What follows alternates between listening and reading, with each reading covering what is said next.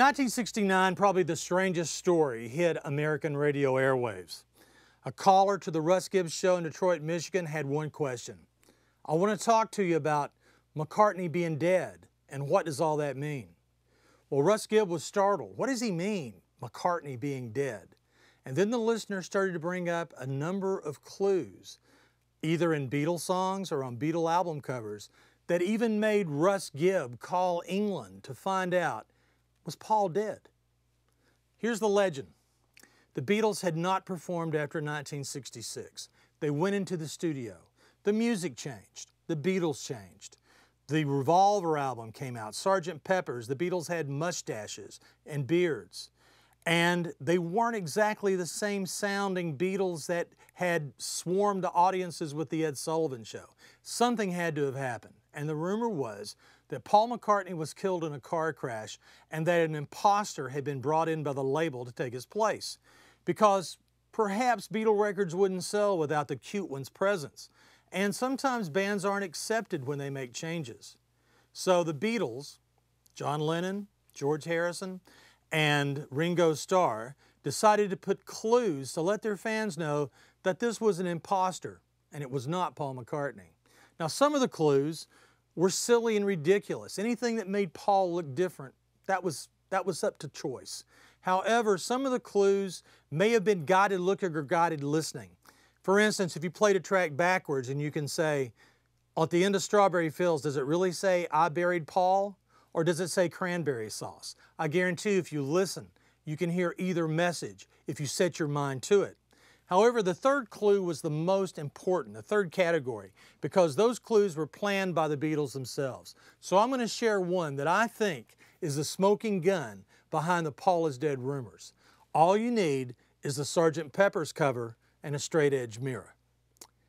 Take the album, lay it down, take the straight edge mirror and place it in the center of Lonely Hearts on the album cover. Now, this is what's important. The album drum skin was designed by a painter whose name was Joe Epgrave. And Joe Epgrave was a painter of fairground photos, probably as the Beatles said, but if you look at the cover, the Beatles are standing around what appears to be a freshly dug grave.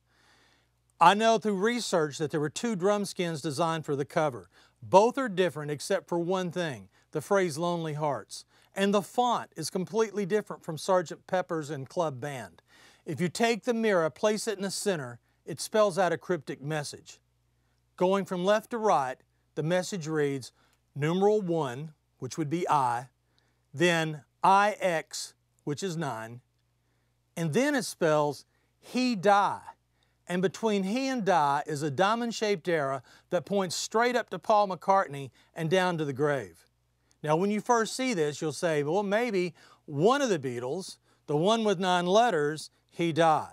But if you look at the cover, the bass drum has to be the tombstone.